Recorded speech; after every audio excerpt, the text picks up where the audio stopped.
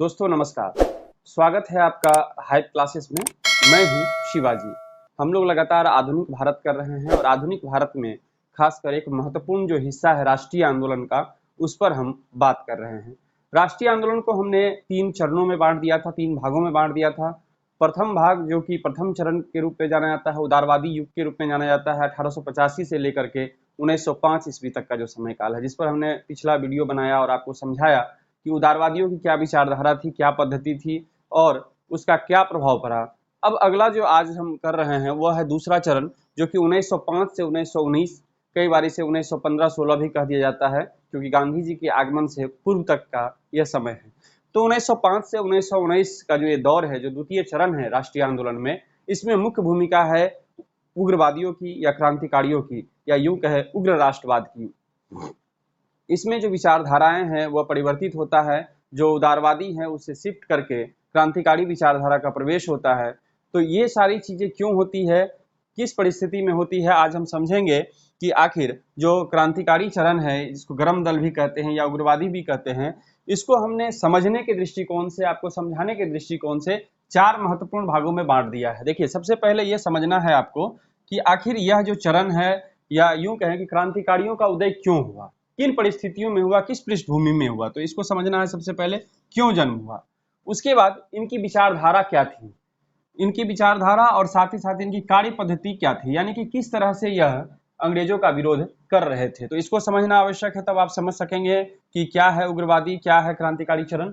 और उसके बाद सीमाएं, क्या लिमिटेशंस इसके रहे, क्या इन्होंने गलतियां की जिस वजह से कुछ नुकसान भी हुए, और इस सीमा के वजह से बहुत जो लाभ हो सकता था वो नहीं मिल पाया, सहयोग नहीं मिल पाया लोगों का। तो इस लिमिटेशन को भी हम समझेंगे, और साथ ही साथ इस समय काल में 1905 से लेकर 1919 तक जो भी घटनाक्रम भारत में घटित हुए, उसका जो रूपरेखा है उसको हम लोग घटनाक्रम, जो कि अंतिम है और सबसे महत्वपूर्ण है, जहां से सबसे अधिक सवाल पूछे जाते हैं, उसमें समझेंगे कि आखिर क्रांतिकारी चरण में कौन कौन सी गतिविधियां क्रांतिकारियों के द्वारा की गई, अंग्रेजों के द्वारा क्या नीतियां लाई गई और किस तरह से इसका विरोध क्रांतिकारियों के द्वारा किया गया। तो ये कुल चार टॉपिक मैंने इसमें बांट दिया है, इसको हम समझेंगे। इसमें आज के वीडियो में हम लोग प्रथम 3 समझेंगे और घटनाक्रम को अलग से एक वीडियो के माध्यम से समझेंगे, क्योंकि उसमें एक एक वर्ष जो घटनाएं घटित हुई हैं उसको हमें क्रमबद्ध रूप से समझना होगा, क्योंकि परीक्षा में सवाल बहुत गहराई से पूछे जाते हैं इस टॉपिक से। तो आइए सबसे पहले समझते हैं कि आखिर गरम दल या उग्रवादी या क्रांतिकारी चरण का उदय क्यों हुआ, क्यों जन्म हुआ इसका। तो निश्चित रूप से कहीं ना कहीं जो उदारवादी पद्धति थी, उदारवादियों की जो नीति थी, जो प्रार्थना, अनुनय, विनय और आवेदन प्रतिवेदन का जो तरीका था उदारवादियों का, जिसका हमने जिक्र किया है, जो 1885 में शुरू हुआ था, जिसके मुख्य प्रणेता दादा भाई नौरोजी थे और उनके जो सहयोगी थे फिरोज शाह मेहता और उस तरह के जो भी नेता हुए थे, उनकी जो पद्धति थी अंग्रेजों से मांग करने की या अंग्रेजों के विरोध करने की, वह निराशाजनक थी, उससे बहुत लाभ नहीं मिला था। और इसी निराशा की परिस्थिति में, इस निराशा की स्थिति में ही लोगों के मन में यह विचार आया, कुछ क्रांतिकारियों के मन में यह विचार आया कि शायद यह व्यवस्था, यह जो तरीका, यह पद्धति है वह असफल है और अंग्रेजों पर इसका कोई प्रभाव नहीं पड़ रहा है। तो कुछ ऐसा करना होगा या पद्धति में ऐसे बदलाव करने होंगे ताकि अंग्रेज को हमारी बात सुनाई दे और वह मजबूर होकर कुछ बदलाव करे। तो इस निराशा की परिस्थिति में एक विचारधारा की उत्पत्ति होती है, जो कि क्रांतिकारी के रूप में है। दूसरी बात है कि उद्देश्य जो था, जो क्रांतिकारी वर्ग थे या एक वर्ग जो थे, जो कांग्रेस के अंदर कार्य कर रहे थे, उनके मन में एक विचार था कि हम क्यों संघर्ष कर रहे हैं, हमारा उद्देश्य क्या है। हमारा उद्देश्य होना चाहिए स्वशासन, स्वशासन की प्राप्ति ही हमारा उद्देश्य होना चाहिए। और जैसे ही स्वशासन को अपना लक्ष्य बनाया गया, वैसे ही उदारवादियों की जो पद्धति थी वह वहां विफल हो जाती है, क्योंकि यह संघर्ष की पद्धति है। अंग्रेज आसानी से स्वशासन नहीं दे सकते थे। तो इसलिए जो है क्रांतिकारी विचारधारा का जन्म होता है। अब आइए, इस पद्धति को जो सबसे अधिक सहयोग और नेतृत्व मिला था, उसमें 3 नाम बहुत महत्वपूर्ण है, इसको शॉर्ट में हम लोग लाल, बाल और पाल कहते हैं। लाल का मतलब लाला लाजपत राय से है, बाल का मतलब है बाल गंगाधर तिलक से, और पाल का है बिपिन चंद्र पाल। ये 3 जो महत्वपूर्ण नेता हुए इस काल के, क्रांतिकारी युग के, इन तीनों के नाम से ही इस काल को जाना जाता है, क्योंकि इनकी जो विचारधाराएं थी उसी का प्रसार हुआ और उसी विचारधारा के फॉलोअर्स जो क्रांतिकारी एकजुट हुए, उसका यह परिणाम था सारा का सारा यह समय काल। अब देखिए, सरकार ये नेतृत्व कर रहे थे, इन नेताओं का उदय होता है। तो कहीं ना कहीं जैसे ही नए विचार आते हैं, तो पुराने विचार से उसकी टकरार होती है। तो ये लाल बाल पाल के जो विचार थे, जो क्रांतिकारी विचार थे, वह कहीं ना कहीं उदारवादियों की जो पुरानी पद्धति थी, जो पुरानी व्यवस्था और विचार थी, उससे टकरा जाती है और फिर एक नए विचार का उदय होता है। सरकार की नीतियां, ये बहुत महत्वपूर्ण है।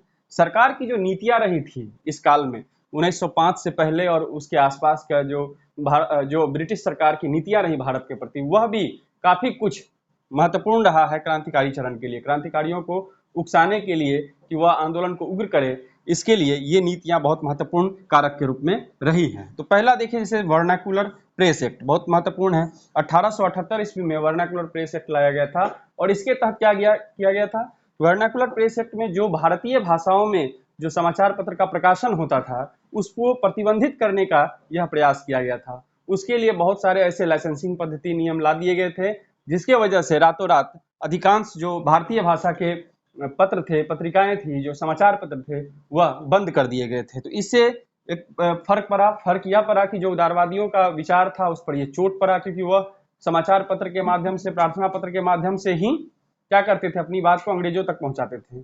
तो उस व्यवस्था को चोट पहुंच गया, इसलिए भी लोगों के मन में एक निराशा आई। विश्वविद्यालय अधिनियम 1904 लाया गया, जो यूनिवर्सिटी एक्ट 1904 लाया गया। इसके तहत जो विश्वविद्यालय के प्रबंधन और नियंत्रण की जो व्यवस्था थी वह अधिकांश अंग्रेजों के हाथ में डाल दिए गए, अंग्रेजों के पास चला गया।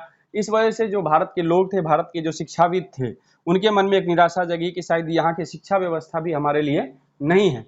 तो यह भी महत्वपूर्ण रहा उस समय काल में। उसके बाद ऑफिशियल सेक्रेट्स एक्ट 1904 में जो लाया गया ऑफिशियल सेक्रेट्स एक्ट, इसके तहत जो है लोगों पे बहुत सारे प्रतिबंध लगा दिए गए और छोटी छोटी गलती करने पर भी उन्हें सजा दिया जाने लगा, दंडित किया जाने लगा। इस पर हम लोग बाद में इसको विस्तार से हम सभी चीज को समझेंगे, लेकिन फिलहाल आपको मैं समझाना चाह रहा हूँ कि आखिर क्या ऐसी परिस्थिति तैयार हुई थी जिसमें कि भारत में एक नए चरण का उदय हो गया, एक नए विचार का उदय हो गया।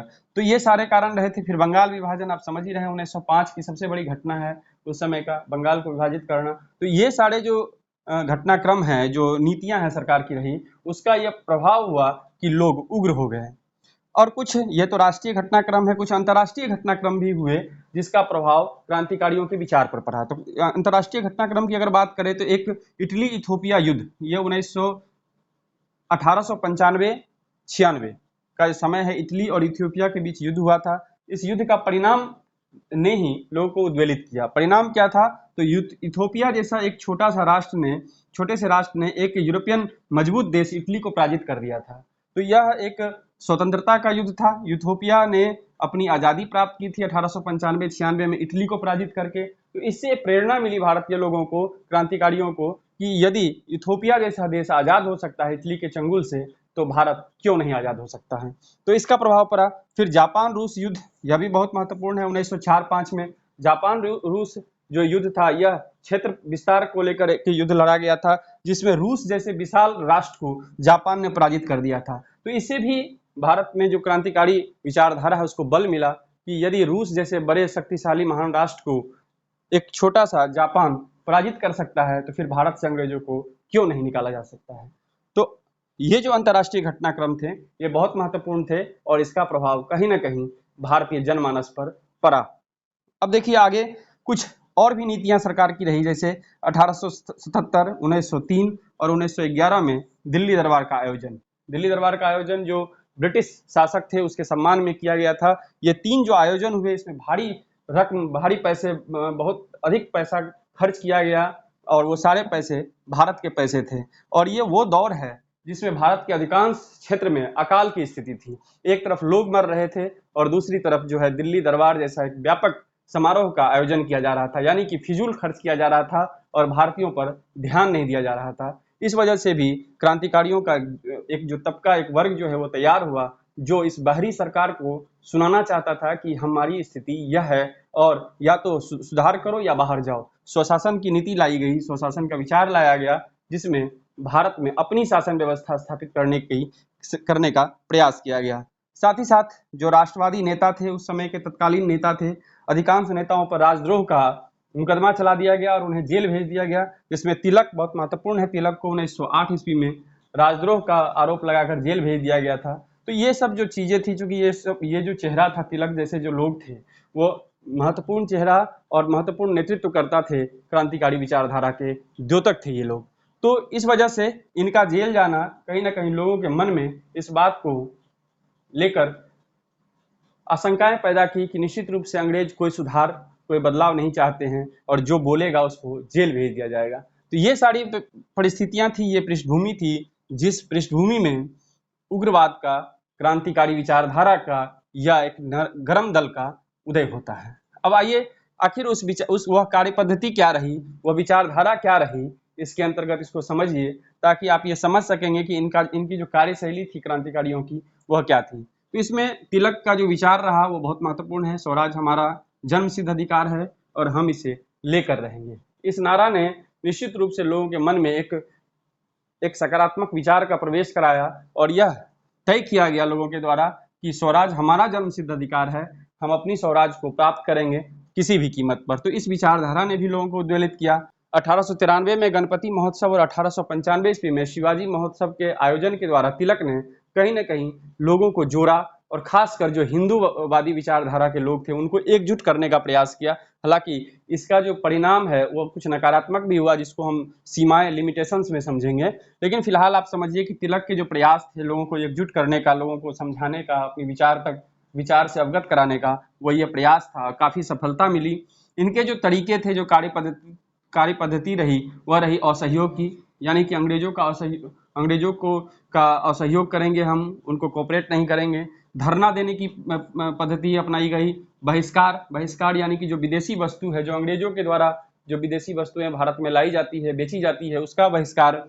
उसके बाद स्वदेशी का उपयोग, बहिष्कार जब हम करेंगे विदेशियों का तो उसके स्थान पर स्वदेशी का हम प्रयोग करेंगे। और हड़ताल, इन प्रक्रियाओं का, इन पद्धतियों का, इन तरीकों का उपयोग जो है क्रांतिकारियों के द्वारा किया गया। साथ ही साथ जो शिक्षा नीति थी, जैसे कि हमने समझा इसमें कि यूनिवर्सिटीज एक्ट का विरोध किया गया था और इसके विरोध में यह विचार उत्पन्न हुआ था। तो एक अपनी राष्ट्रीय शिक्षा योजना इन्होंने तैयार किया था इन लोगों ने। और सर गुरुदास बनर्जी महत्वपूर्ण व्यक्ति रहे जिन्होंने बंगाल राष्ट्रीय शिक्षा परिषद बनाया था।